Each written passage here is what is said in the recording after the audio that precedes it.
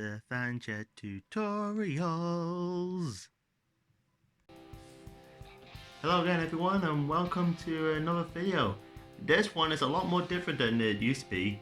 For changing from our usual antics of talking a lot of crap and plans for our future projects, I decided to do something I've always kept saying I would do and never yet got to. For once, I'm doing a painting tutorial. As you've probably seen from the title, it's on Go Dharma for the Custode'S. So I'm hoping this video does a lot of success. Hope people like what they see. Can get a little bit more love than that. I will start showing off different ideas of mine that people can translate into their hobby. Without further ado, I hope you all get to enjoy it. Alright, so before we start, you know the usual routine. Make sure you keep your airbrush clean. I use this stuff to clean out my airbrush. It's very good and very cheap, where you can get it from your local shop, in my case Wilco. And obviously keep your earbuds. They are not for your ears in this case. This says is clean, keep making sure it's keeping clean. Yeah. And before we forget, make sure that airbrush is 20 psi. So in this case, we started the model with black primer. In this case, any will do. In this case, I was using the Citadel Chaos Black Primer as a nice simple coat over. In this case, the base color is now Decayed Metal from scale 75. And as before, always, a little bit of thinner in there, because you always want to make sure there's a bit of thinner in these paints just to get control. And as in this case, it's a straightforward one coat over the entire miniature.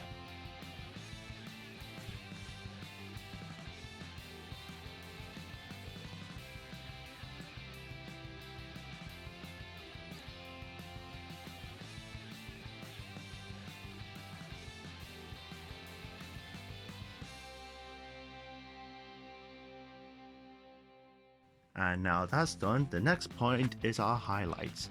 This is very similar to our black and whites with the airbrush. Now this might be a little bit of an error because I did accidentally have the PSI a little bit higher. But we're using the Vanchet metallic silver, we're using it over the raised areas of the armor. In this case, I do it on the front and back of the legs, on the shoulder pads, above the head, as you can see there, and up the forearms.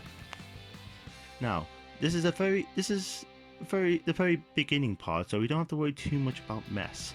So as I said, because I used a little bit too much in this case, I went back with my Decayed Metal and I went back and cleaned it up just to add a little bit more ratio of dark colors and bright colors.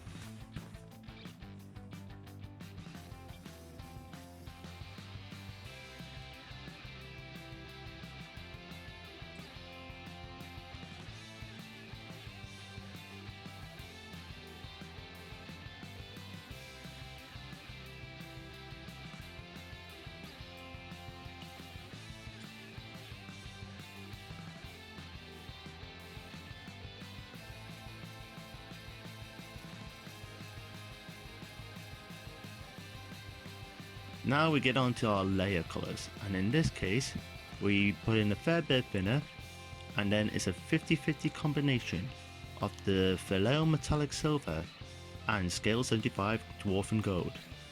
Now, as much as I love Vanchet metallics, I love scale 75's gold. It is just, it's a weird way to put it. I find it the most reliable gold outside the usual Retributor gold from Citadel miniatures. So in this case, you see there, good two drops of gold and 2 drops of silver. And in case you're uncertain about how you can get that right consistency of thinner and paint, you can always use the side of the cup to gauge it. So you want your paint to come out within this consistency.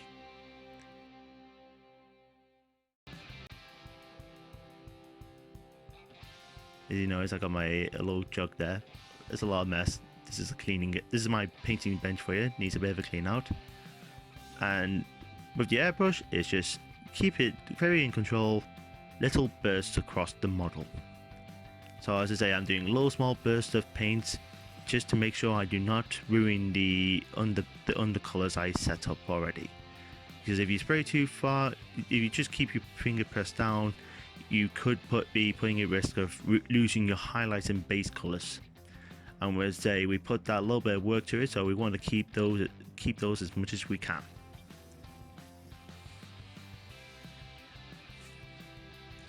And that is what you should get. As I say, if you're uncertain, you can always add in a couple more layers. Now, the next step is we put into the shadows is whole red. It's a very good color. You never want to go straight brown. You always want that just a little bit off from that color. Always make sure you cough the paint out first before you put it on the model, as there's some paint out. There's still paint in the front of the nozzle. As we're aiming this all into the shadow, so under the legs, under the armpits, near around the belt, very around the ankles. As whatever you believe the shadow will hit. In this case as well, because of the head part of the Custode'S helmet, I also put a little bit just where the wings are, because there is a bit of a depth to those wings as they go over his helmet.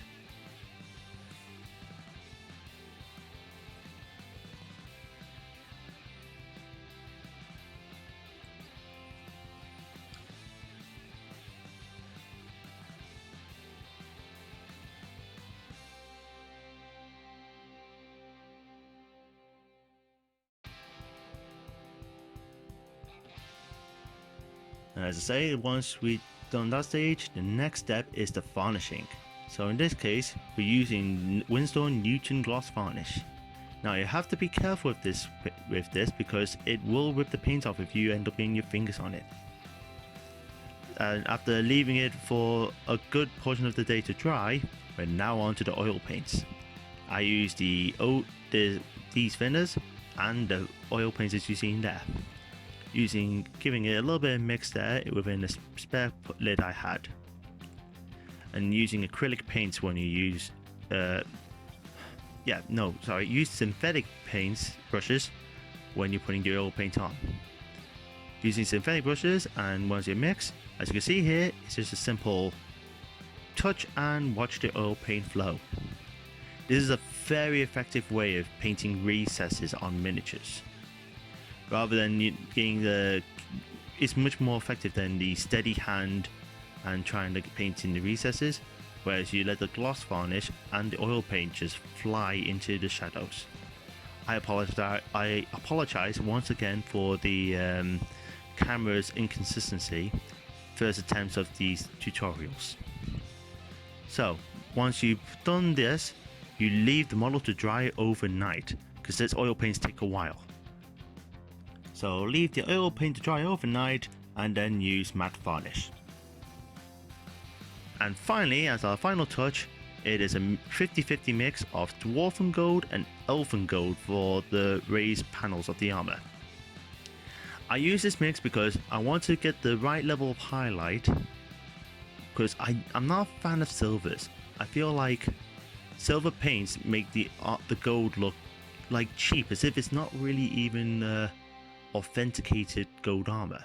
And I want the Custode'S to emphasize that this is all gold. It's not like a standard paint over gold over metal armor. I want these guys to look like they're actually wearing hunk of golden armor. So as I say, I'm aiming for all the designs, such as the Aquillas, the Custodian markings, and all the fancy veins you got there.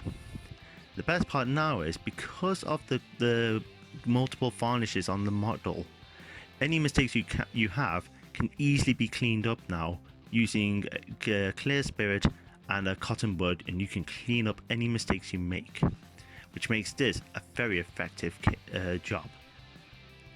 And that is how you paint Custode'S gold armor by the Vanchet. I hope you all enjoyed this video. You know our usual routine: like, share, subscribe, all that boring stuff. Check us out on Twitter, and I hope I'll see you again very soon with another tutorial video. You all take care now. Peace out.